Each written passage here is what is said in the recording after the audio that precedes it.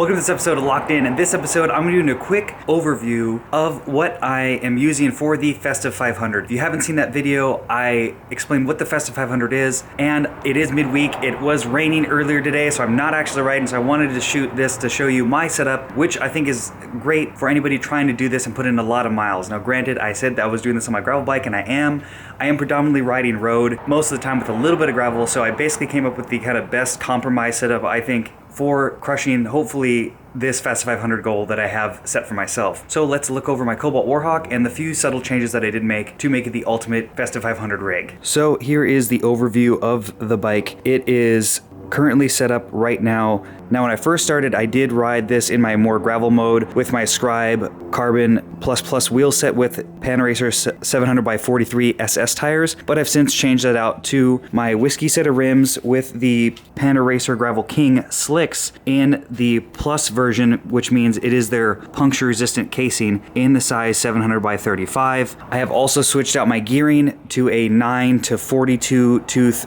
E13 cassette, which is typically what I ride on my road mode, but with the 40 tooth front chainring, I still have plenty of climbing gear to use, as well as these tires are great still in the Hero gravel, so I can definitely air these down and get some more added grip or comfort depending on what I'm looking for based on the terrain. Then another addition I made the other day to add into a little bit of comfort is my 3T diff lock elastomer seat post.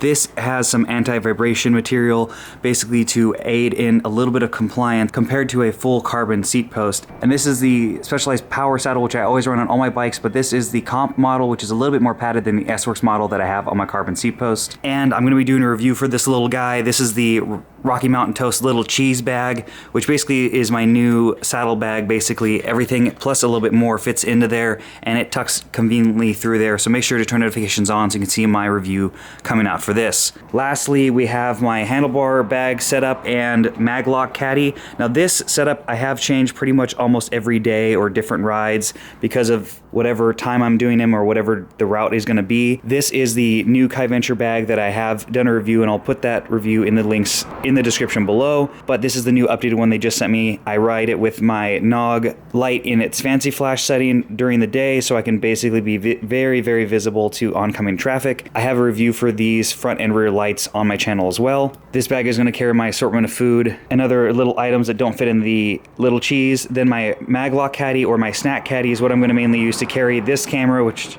I've been shooting all my daily updates with for the Festive 500. This is the Kai Venture Maglock Caddy. I really like this square size and style for carrying equipment. I do have a review for this that I'll have in the description as well. Besides that, it's just my good old Cobalt Warhawk, which I have a full review on. This bike has been great since I've had it, and I've honestly really liked it. The only addition I don't have showing right now is I was running an ass saver on the first day because it was raining during basically the entire ride that I had. So if you have any other tips or tricks for your Festive 500 that you've completed yourself, please put them in the comments below.